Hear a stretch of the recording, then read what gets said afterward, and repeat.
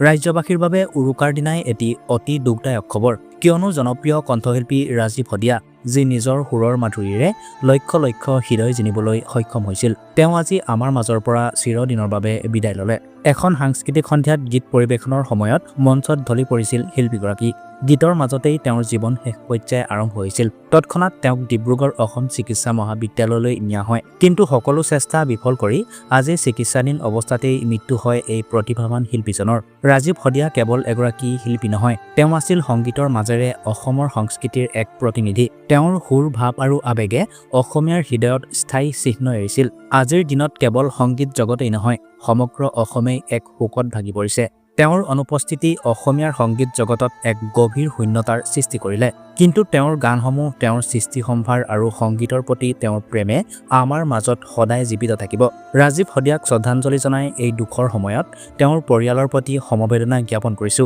তেওঁৰ গান আমাৰ হৃদয়ত সদায় সজীৱ হৈ থাকিব